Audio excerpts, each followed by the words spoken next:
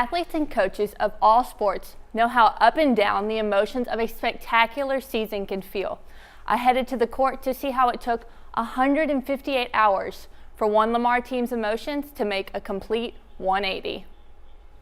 The Mann Center in Beaumont, Texas has seen numerous teams that possess great talents, but there is something special about the 2018-2019 women's basketball team. From Lamar record holders to NCAA record holders, as well as multiple freshman, defender, player, and coach of the year, plus all conference. However, the back-to-back conference champions saw their hopes of NCAA tournament play dwindle in an all too familiar fashion. I'm sure they're saying deja vu. It's something that we have to get over. We have to do a better job as coaches to get them prepared.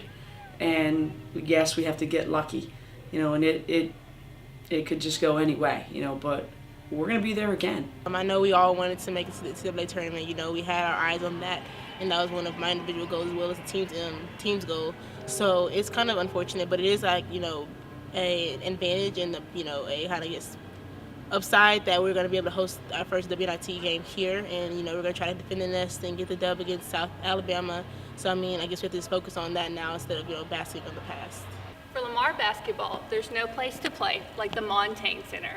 No, I didn't, so I'm really excited about that. I always talk about missing my fans and how I was sad, crying right here, crying because it was my last home game. But I'm excited to be back in the gym Friday, playing in front of them because they get us going. We play so much better. Like it's always an intense. It'll either be an intense game or it'll be just a game that people just I don't know how to say it, a game that is nowhere close.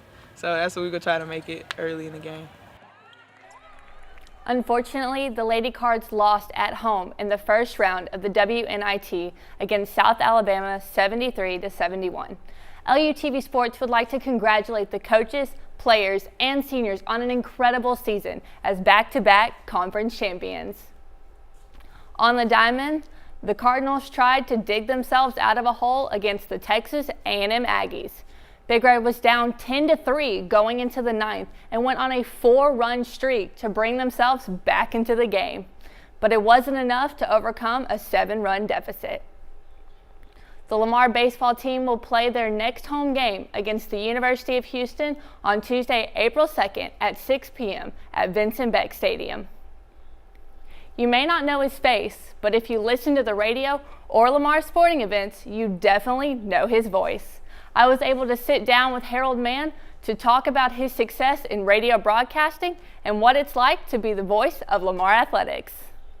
So what brought you specifically to Lamar and started doing the baseball and basketball and football games? Well, since I think 1976-77, KLVI has been broadcasting Lamar Athletics, and a long-time Lamar play-by-play guy, Dave Hofferth, really helped me out a lot. He transitioned into TV, and I was able to pick it up after that. And so what has been your favorite thing about doing Lamar Athletics? The people, the fans. The fans here at Lamar University are great. The student athletes, coaches, just everything involved with Lamar. It's a lot of fun. I think one of the biggest questions I'm asked, what is your favorite sport to broadcast? And to be honest, it's the current sport I'm doing. If I'm doing football, I'll say, yeah, I like football. If I'm doing basketball, it's basketball. The same with baseball. I really love them all. And so with doing Lamar Athletics for all these years, has there been like a game that has stood out or been very memorable for you to do? Oh, without a doubt. Going back to 2010, the return of football. When they brought football back, and we go over to Lake Charles and play McNeese State for the first time in 20 years since the football program had went away, actually 21. And even though Lamar lost that football game that evening over in Lake Charles, he came out of there with an exciting feeling because a lot of fans went over there for it, just the excitement. Then the following week, 17,000 fans over at Provost Humphrey Stadium for the first home game in 21 years. So those two games probably jump out at me the most. And then, of course, some NCAA baseball regionals, the FCS football playoffs this year up in northern Iowa, and the NCAA basketball tournament I got a chance to do in 2012. To see the rest of my interview with Harold, visit LUTV News and Media online on YouTube. That's it for LUTV Sports. I'm Emily Sterling.